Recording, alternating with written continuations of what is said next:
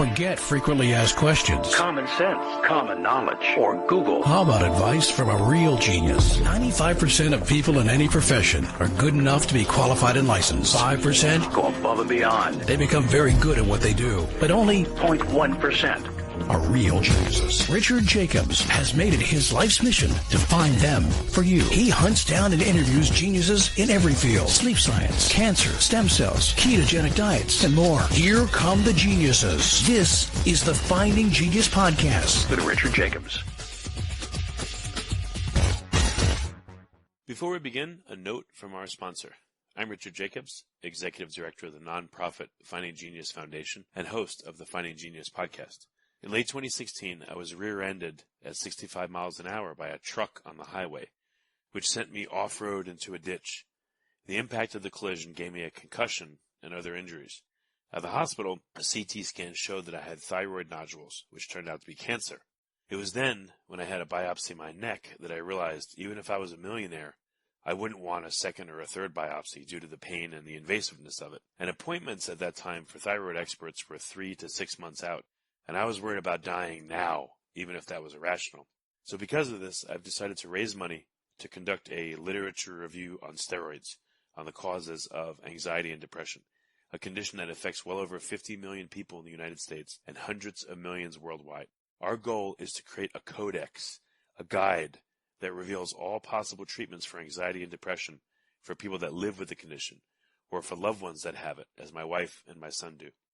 To find out more about our fundraiser, visit findinggeniusfoundation.org and click on current initiatives. And now to our guest. Hello, this is Richard Jacobs with the Finding Genius Podcast, now part of the Finding Genius Foundation. Quick note about the foundation. We've embarked upon a project to catalog every possible treatment for anxiety, depression, and PTSD, which I know is a very tall order. But if we can get, 20, 25, maybe 30 different treatments in one place, and make it into a low or no cost resource for sufferers, that may be a very good thing. So that's the project we're working on.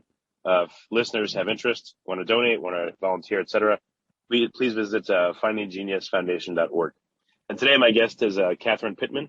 She's an author of 2 books on coping with anxiety-based disorders, which is drawing from her years of working in brain injury treatment, 25 plus years, with CBT as well. She runs Roseland Counseling. She's a practicing clinical psychologist that works with patients, again, that cope with anxiety, depression, PTSD. She provides this treatment. So, Catherine, thanks for coming. How are you doing? I'm doing great today. I'm really looking forward to getting to talk to you. Oh, good. Well, tell me about your background. Like, how did you get into psychology and working with individuals? Well, I was trying to decide whether I wanted to be an English major or a psychology major as a college student, and it was my psychology professor who really captured my interest, and the English professor didn't, so I went that direction, and that's really what it was. But then I end up being a writer too, so that's wonderful that I can kind of do both worlds. But when I went to graduate school, I was so interested in being a clinical psychologist, and I really wanted to work with people that I was very, very upset when I was assigned to work with someone who was actually doing research on rats. Because I thought, as a clinician, I was training to be a clinician, why should I work with rats? And it turned out that studying fear in rats turned out to be one of the best things I ever did in my life, because when Joe Ledoux did his research on fear in rats and mapped out the whole little rat brain, which this is going to be discouraging to some people, but it's very similar to our brain when it comes to fear and anxiety. When he did that neurological work and he was talking about rats, very few clinicians could understand some of the stuff he was talking about measuring fear in rats and understanding fear conditioning. But I had actually done all that stuff in graduate school. So I was a clinician who could understand neuropsychology and rat fear and human anxiety. And I turned out to be a person who could explain it to other people. So what were the interesting facets of the rat's fear mechanism that applies to people? Understanding that the same way that the rat brain learns is the way that our brain learns. That is by the process of classical conditioning or pairing things. And it's not a logical process. the brain learns fear by associating fear with whatever the person or animal is seeing when something bad happens to them, or whatever they're hearing or smelling or whatever. So that means that fear is not a logical kind of emotion, and to expect it to be logical isn't right, because it's not created by the logical parts of our brain. It's created in parts of our brain that were designed for survival. And so what that means is if we understand how fear is learned, then we can teach our brains not to respond with fear. But it's not by sitting down and talking to people in counseling. Our brains don't learn to get over fear through talking as well as they do through experiences. Okay. You mean like deconditioning experiences where right. Experiences someone will be in a fearful situation, but it's controlled or something? Exactly. So the way that we can change our emotional responses is through having experiences that teach us to respond differently in those emotional situations, So really, to try to help people understand anxiety, the more that we understand anxiety and how it's produced in the brain, it's very similar to fear. If you understand how fear is produced in the animal brain, and we are animals, you'll understand more how to cope with your own fears and anxieties. That's really what I got to try to figure out how to put together to explain to people. So what useful things have you learned to help people that have, is this phobias or is this other kinds of fears? Like, it would are there different types of fears? Any situations in which your behavior is being governed by fears and anxiety. So phobias, but also PTSD, OCD, when we're talking about social anxiety, anytime a person's life is being impacted by a sense that they can't face something or they want to run away, anytime, not just phobias, but PTSD, and also, like I said, OCD, social anxiety, even worry is really rooted in the fear-producing mechanisms in our brain. So when someone has problems with worry, that is also something we can really help people with by helping them understand what's going on in the brain. Well, what does that mean? What's an example of someone having a particular fear? How do you help them? So for example, if you're talking about people having the experiences, there's two things we kind of have to start out right away, is what's the difference between anxiety and fear? And the way that we separate them is by saying we'll call it fear if it's very clear what the person is responding to with what we would consider that sense of dread and trepidation and wanting to escape. That emotion we're all pretty familiar with when there seems to be a danger and we feel something in our chest. There's a tension in our muscles, that feeling of fear. But anxiety is pretty much a very similar reaction going on in the brain and then in the body. But what the difference is in anxiety, it's not clear that there's a real danger. So that, for example, when a student, like I'm a college professor, when a student goes into an exam and they have test anxiety, we really can say it's not really clear what you're afraid of, because so many times the very student with test anxiety gets an A on the test, even though they're very nervous about taking it. And also there's not a physical danger to them. The danger seems, so we would call that anxiety. Or if you're in a car accident and after that car accident, you have trouble getting behind the wheel of a car, even though you've driven for years and years without having a car accident. And now suddenly it's as if the whole world has changed, but actually you've changed. Now you can't get into a car and feel safe. So what we're talking about there is anxiety, because the fear is there's no clear and present danger. It's that the person's fear is out of proportion to the situation. So you see the difference there?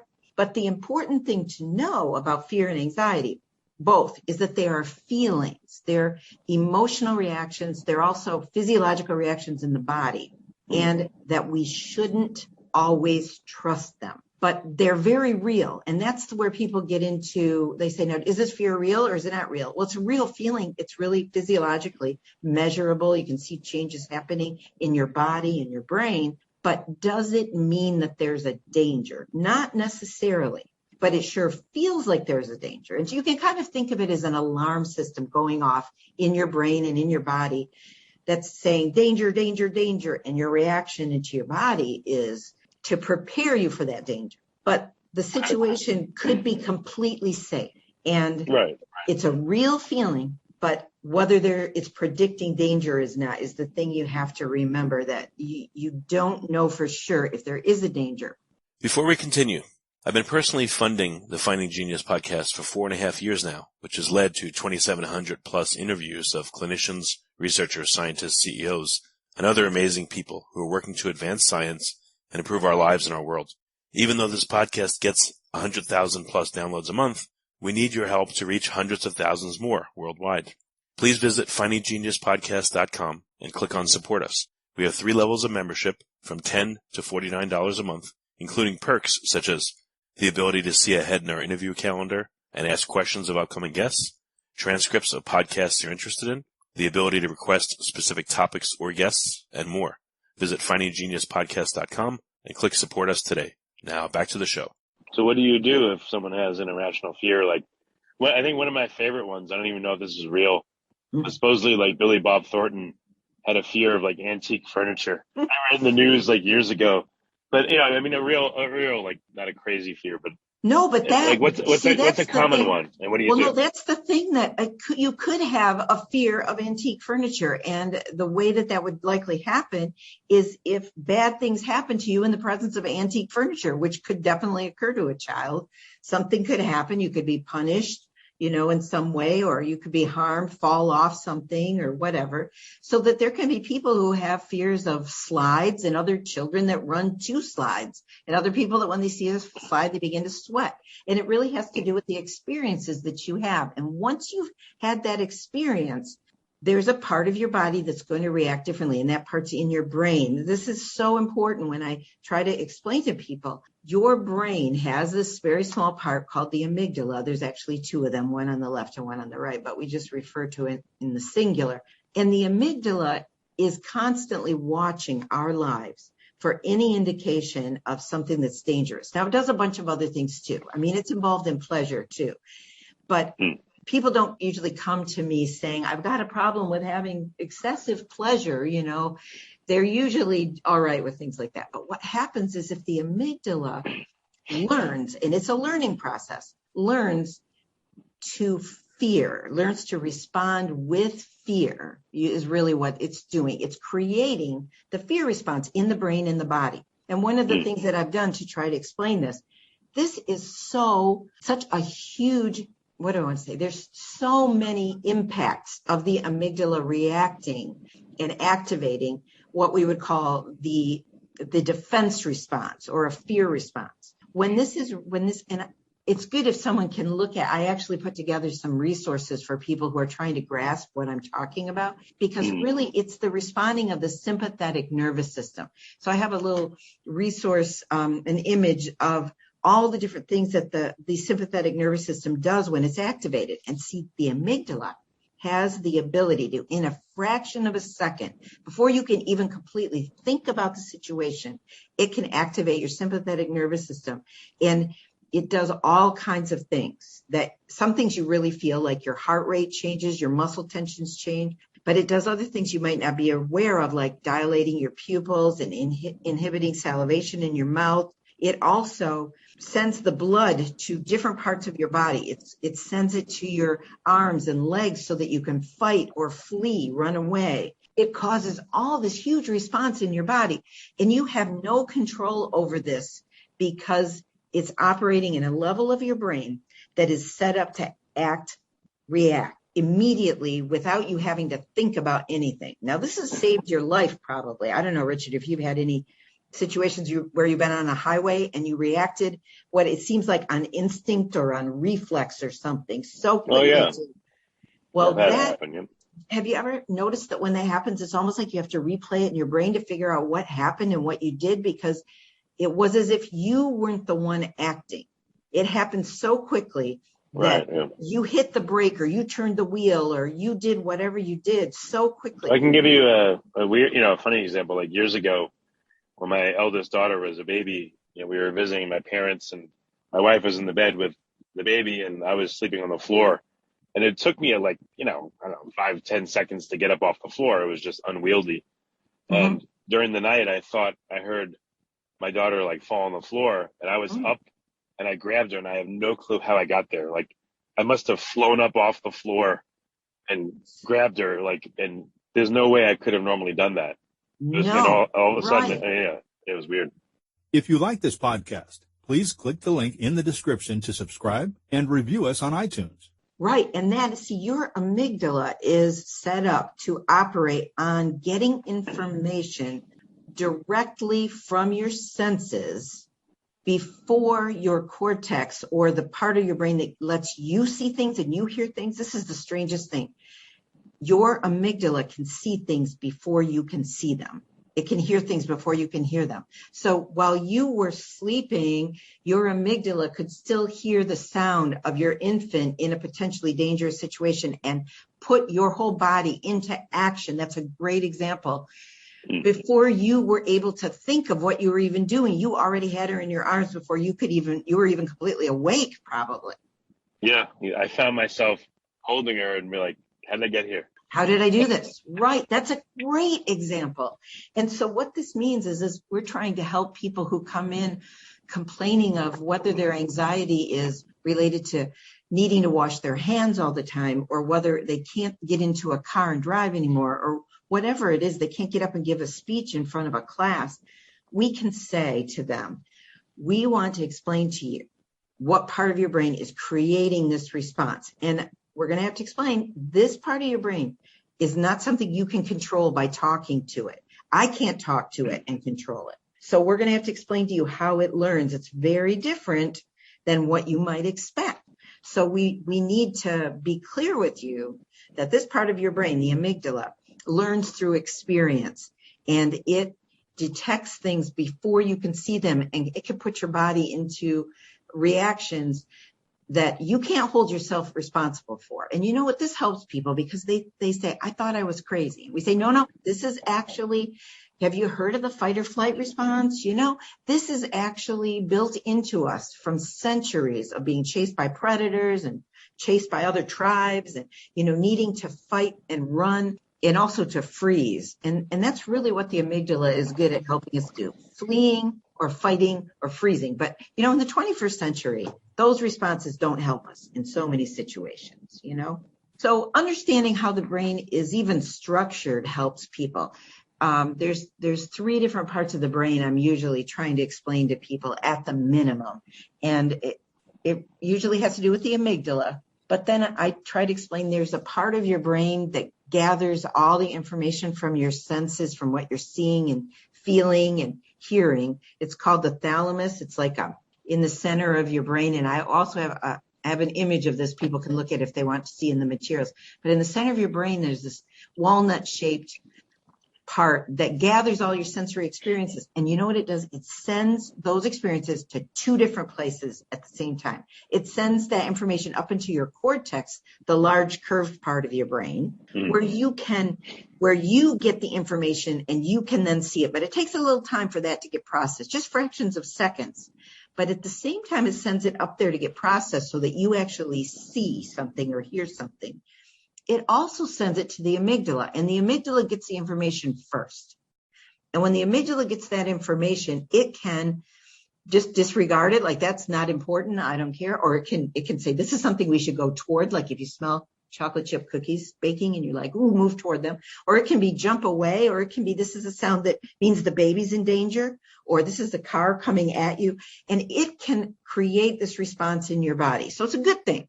But the problem is, it just doesn't fit our world anymore. And there's so many times when we may feel in danger and yet not know how to educate the amygdala about that.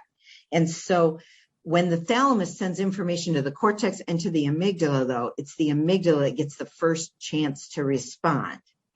And if we can understand this, kind of deconstruct our experience and help people understand it, really helps them understand what they're going through. And they can say, what, I'm not going crazy. I'm not having a heart attack, and they can understand, why can't I think clearly right now? It's kind of, the amygdala's kind of hijacked your brain right this minute, and it's taking over. And so the good news is that we don't really have to explain the whole brain to people in order for them to understand this. We just need to say there's these two pathways. And what this is these two pathways is really taking a neurologically informed approach to anxiety and saying, if you want to change your anxiety, you need to change these processes in your brain. And we know how to do this.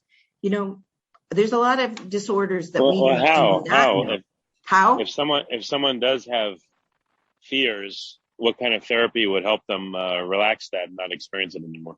Okay, so first thing to remember is the amygdala learns through the process of experience. And so in order for it to learn new information, and we can't unteach it things. We can't erase a memory, but we can replace memories with new memories. So if you have a bad experience, say your child, say your daughter, she has a bad experience with a cat that scratches her. Then the next time she sees a cat, she starts crying and running away. She doesn't want to be anywhere near a cat. And it doesn't have to be the same cat that hurt her. It could be anything that looks similar to that cat. And in fact, she could even be afraid of things that are, the amygdala does not get the clear information that your cortex gets. It's getting kind of raw, unprocessed information. So it might be afraid of anything with the same color as the cat. So if it sees a black fuzzy dog, it might be afraid of the black fuzzy dog because a black cat scratched. So the amygdala doesn't make sense sometimes, but you can see how it's useful for a child to learn, if something hurts you, don't go near it again. That's a good memory. But now you want to go over to grandma's house, and grandma has cats, and she's terrified of the cats, even though they would never hurt her, So what we have to do is give the amygdala a learning experience. We have to teach her amygdala that cats can be fun. Cats can be neutral. They can be nothing, just sitting there, not doing anything to you. We just need to make sure we change the memory. Now, unfortunately, the minute we put your daughter around a cat, the amygdala is going to detect that and going to create a fear response. So the problem is, does that fear response mean that the child's in danger? No, and you know that, but she doesn't know that, and she feels terrible, and she just wants to get away. So we have to work to gradually, usually, do this kind of thing, where we gradually expose someone to something in ways that help their amygdala learn. But I want to tell you something, that's the kinder, gentler approach. But the amygdala even learns sometimes, and unfortunately some of us had parents that did this, who just would throw you in the water or something, and they'd be like, look, see, you're fine, And the truth is, the amygdala can learn from experiences like that kind of too, as long as they turn out happy and calm. But as you know, it's better if we work on things in kind of a kinder, gentler way and let the amygdala learn, not through going through any more trauma of any kind, but just learning that through exposure. I think most of us we call this exposure. I think most of us can think of a time when we had a fear of something, and by being exposed to a situation, we got over that fear. Now, this is something we don't do automatically. When there's something that frightens us, we do not think, I need to approach that thing. But if you understand how the amygdala learns, you're going to understand that is the only way to change the amygdala. And this means you start to think and talk about, to get through anxiety, to get through fears, you need to push through them instead of kind of respecting that feeling and feeling like I have to obey this feeling. I have to not push through this. And that's a very different thing to do. And it doesn't feel intuitively right. But that's why it helps to have this conversation about these two pathways to fear, right? Trying to help people understand that there's two pathways to anxiety and fear in the brain. And what's happening with your daughter is what we call the amygdala pathway. And once again, I do have a little graph that kind of explains this, that helps a person to see it, where instead of looking at the actual image of the brain, you could say information comes in, whether it's through your eyes or through your ears, and it always goes first to the thalamus. The thalamus sends it two places, sends it to the cortex and sends it to the amygdala. What part is going to see it first? Going to be the amygdala. And if the amygdala has reason from previous experiences to believe that this is a dangerous object, a dangerous sound, a dangerous smell, whatever, the amygdala will produce reactions in the body and in the brain that are this fight or flight response.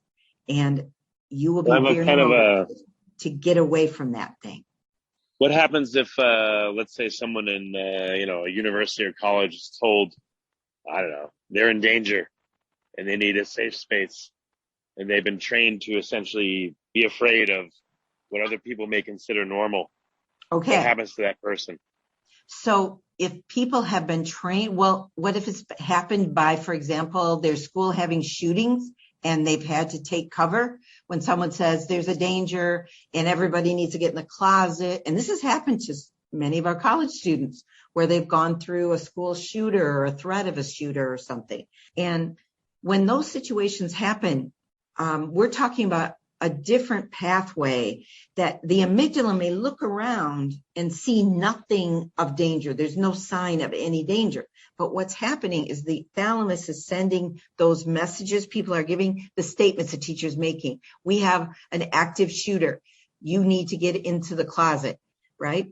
Well, what happens is the thalamus has sent that information to the amygdala. The amygdala is unlikely to react necessarily to those words or whatever because it isn't something that's processed necessarily as a danger. But when that information gets into the cortex, now the person starts creating images of their brain, of things they've seen on television, of television programs or movies they've seen, perhaps even personal experiences they've had.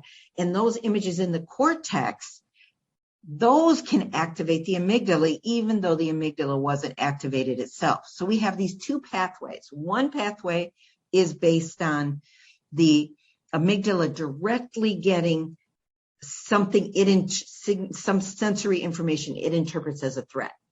But also the thoughts you have can scare the amygdala.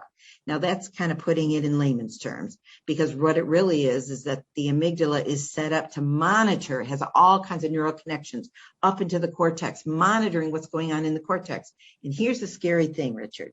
There's not any clear evidence that the amygdala can really tell the difference between thoughts about someone shooting and the actual image of someone with a gun looking at you. The amygdala may process those things fairly similarly and create the reaction. So it matters what you think, Richard.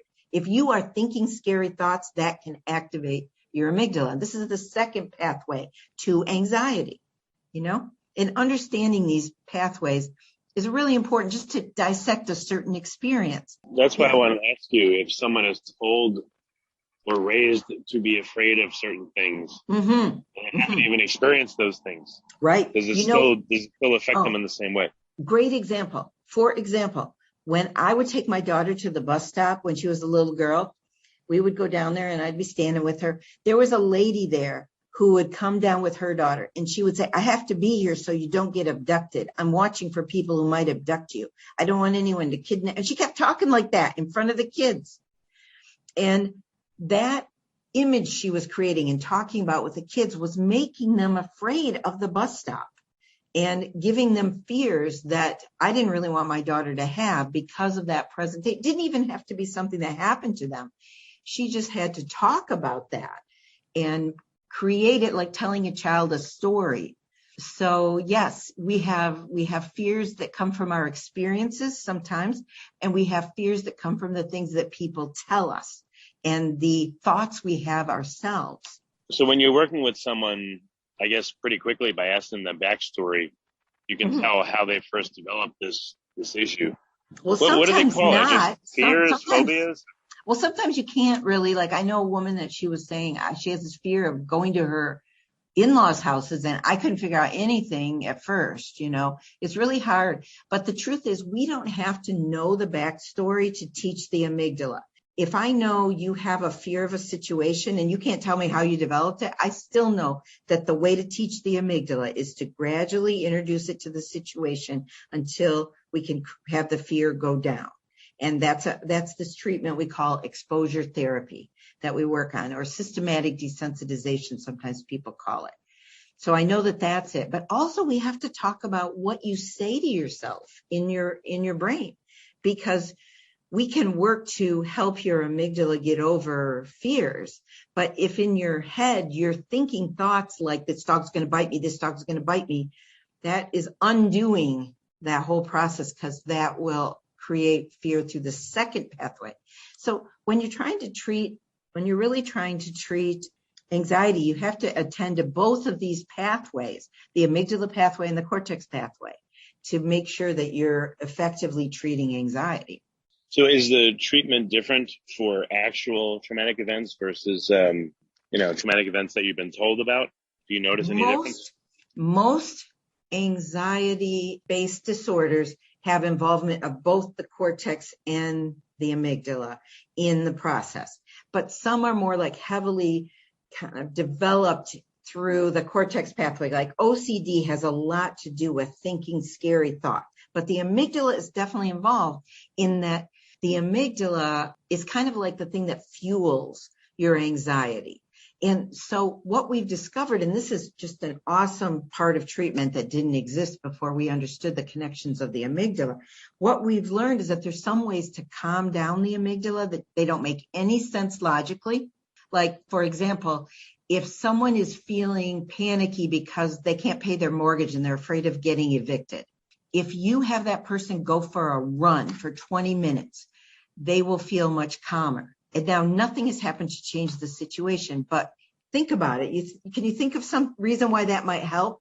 If all of our fear and anxiety is not created by the cortex, it's created always by the amygdala. It's created when the amygdala sees danger in the thoughts in the cortex, or when the amygdala sees danger in the sensory information coming in, right?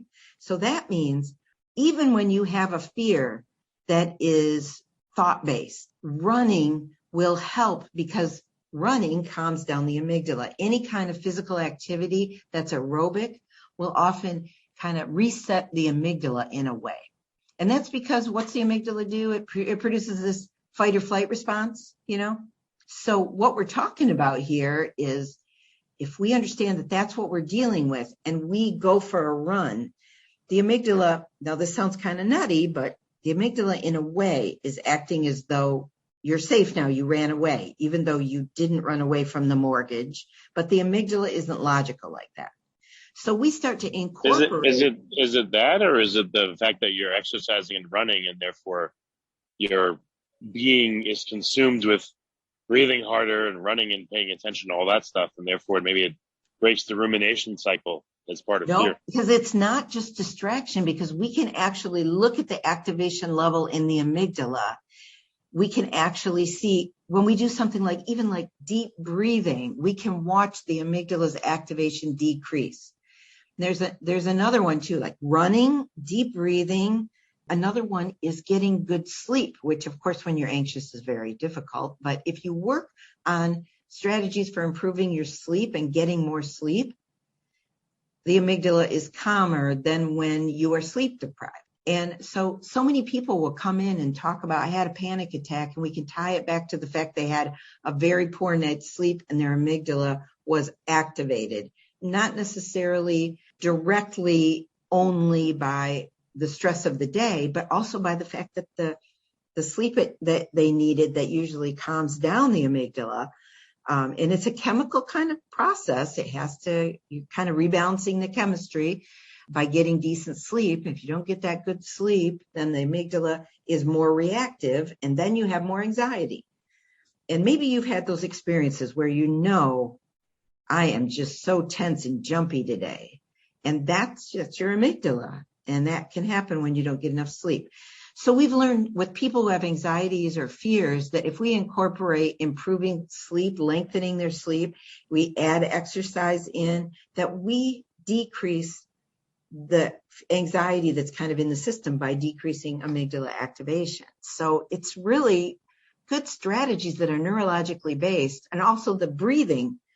So many people feel like, what good? I mean, you're seriously asking me to do this deep, slow breathing, and that's supposed to help me. It seems silly. But when you introduce this idea and you say, you know what, I can show you how people who are breathing deeply while we show them scary images, their amygdalas don't activate in the way that people who are not deep breathing, when we show them scary images, have reacting amygdalas. People are like, wow, they start thinking about this part in their brain, and they become more mindful about the experience of anxiety. They start to realize that anxiety and fear is an emotional response in their brain and body.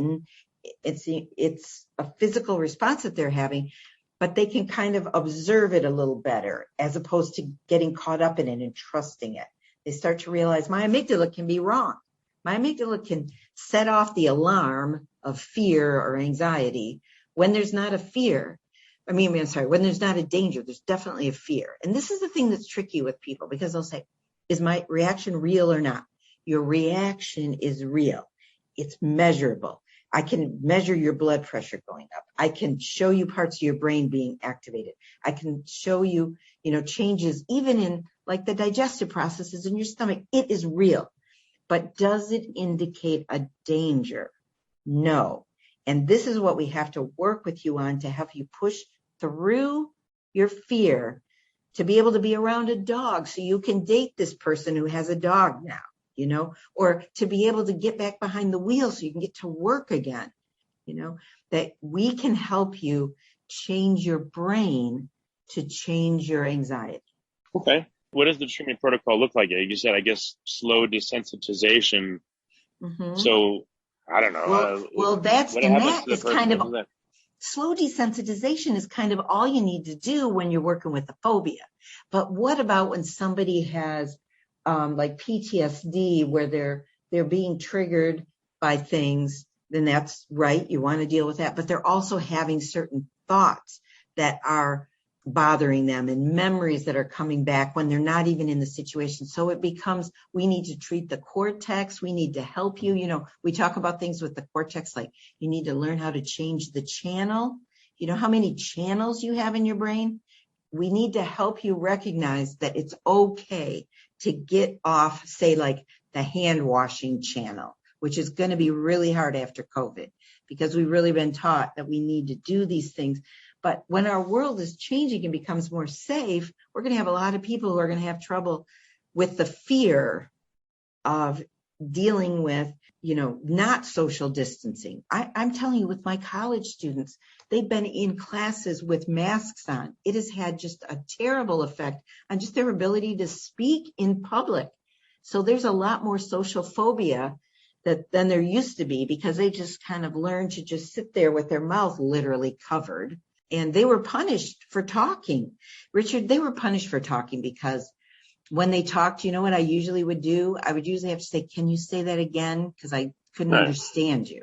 And then they're like, it was hard enough of saying it once. I'm not going to say it again. Never mind. So we have a lot of work to do coping with some of the anxiety and fears that we've all lived through in the last 2 years now, Yeah, so understood. We're going to need to treat the cortex. We're going to need to treat the amygdala. And the way we treat the cortex is so different, because the cortex luckily can learn from some of the things we talk about. Some of the things that I tell people, the cortex does learn. Like, for example, if you are having a panicky feeling and you end up going to the emergency room and you're just terrified by what's happening because your heart is pounding and you're very nervous, and we just talk to you and say, you weren't having a heart attack, you were having a panic attack. Let me explain what a panic attack is.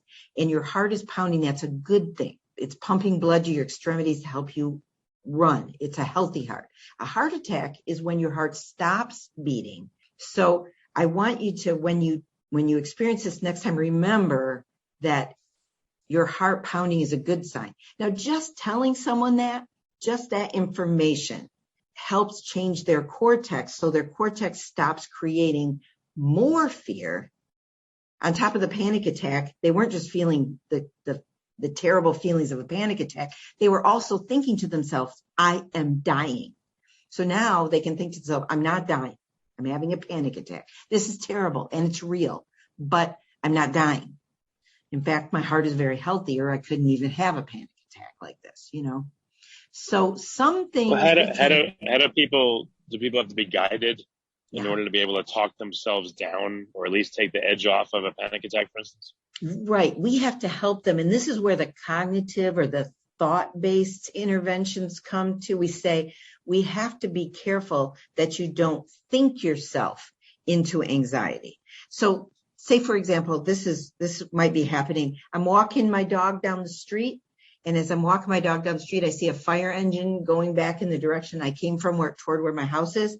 And I think to myself, oh my God, did I leave the stove on? Did I leave the curling iron? Is there a fire in my house? And then I start to feel panicky. Now that is a cortex-based fear.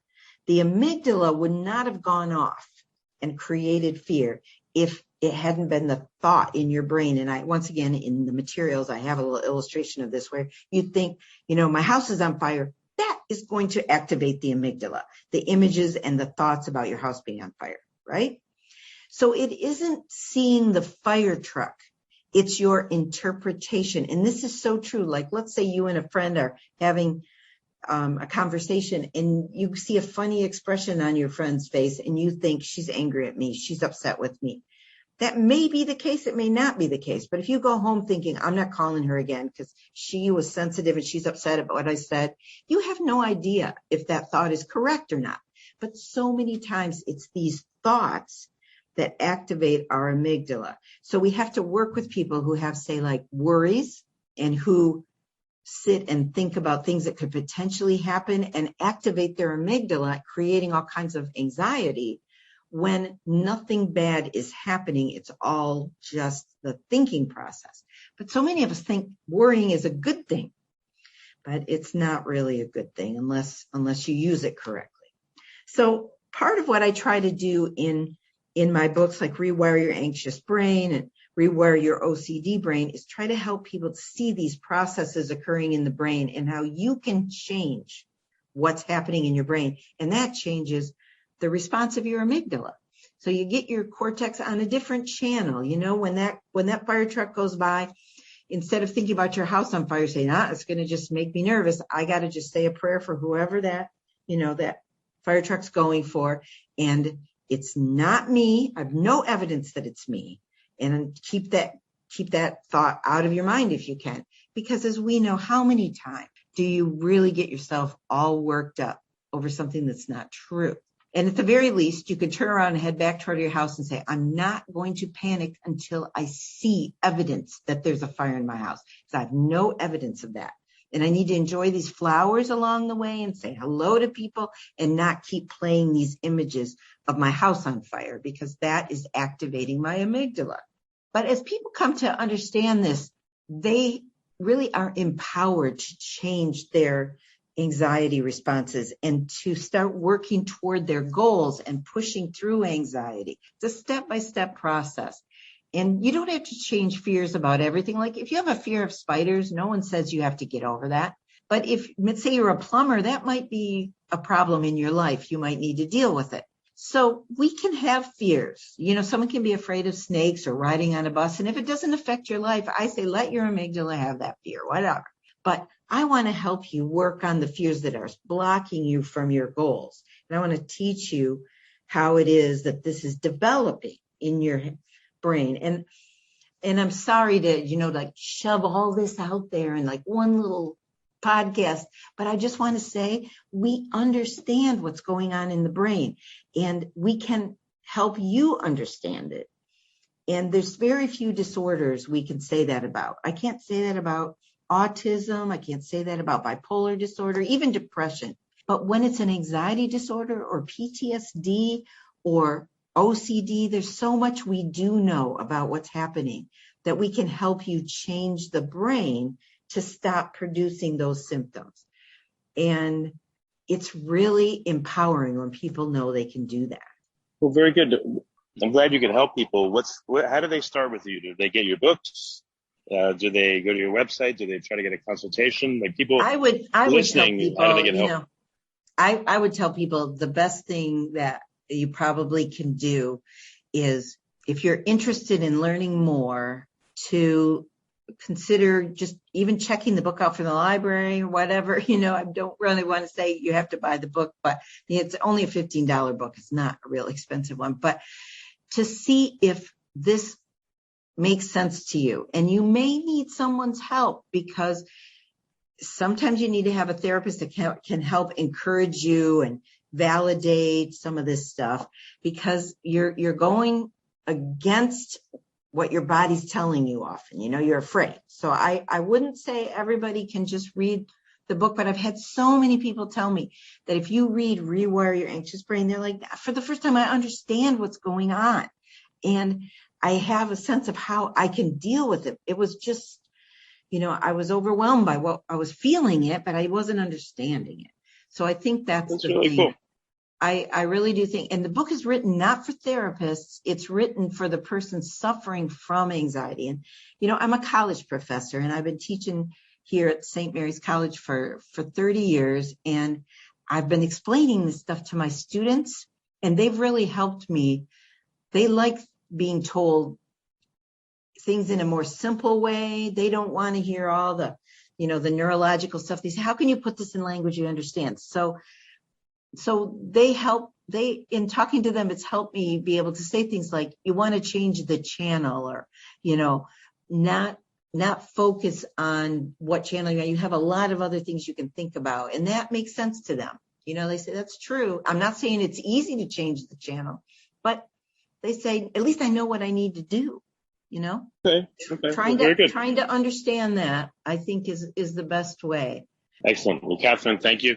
I can see you're very passionate about this. And I am. It's so frustrating to know we have resources for people, but that they don't know. So that's, I guess, what I want to say is there's a lot of therapists out there that can help people.